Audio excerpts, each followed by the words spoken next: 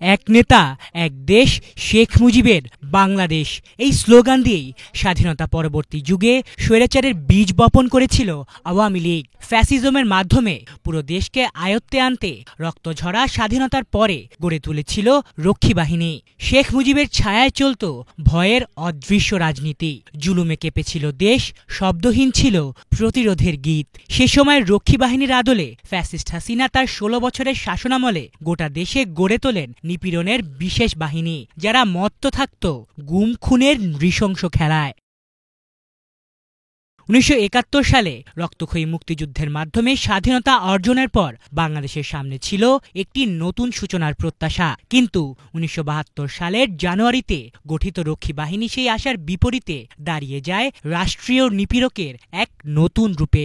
রক্ষী বাহিনী ছিল এক বিশেষায়িত আধা সামরিক বাহিনী, যাকে মূলত গঠন করা হয়েছিল অভ্যন্তরীণ শৃঙ্খলা রক্ষার নামে। কিন্তু অল্প সময়ের মধ্যেই এ বাহিনী হয়ে ওঠে নিপীড়ন চালানোর হিংস্র হাতিয়ার, যারা ক্ষমতার অপব্যবহার, রাজনৈতিক প্রতিহিংসা ও জনগণের ওপর নিপীড়ন চালাতে ব্যবহৃত হতে শুরু করে।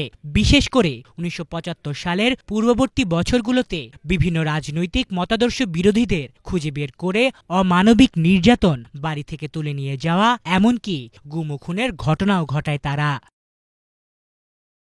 স্বাধীন বাংলাদেশের প্রথম কয়েক বছরকে তারা রীতিমতো আতঙ্কের সময় পরিণত করে। সাধারণ মানুষের কাছে রক্ষী বাহিনী নামটি হয়ে ওঠে ভয় এবং অনিশ্চয়তার প্রতীক। কেউ কেউ একে আধা গুপ্তচর বাহিনী বলেও অভিহিত করেন, যাদের কার্যক্রম ছিল আইন ও মানবাধিকারের সম্পূর্ণ পরিপন্থী।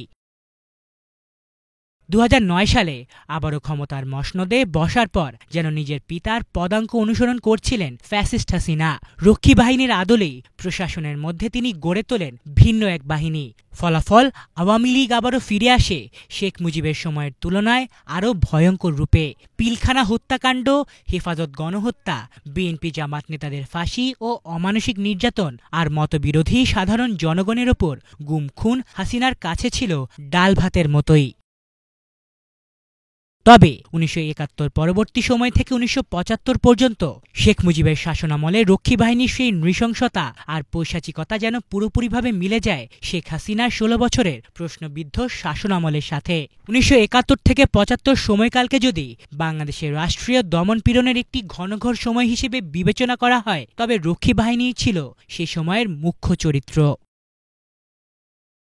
আলিফ চৌধুরী, বাংলা ভিশন।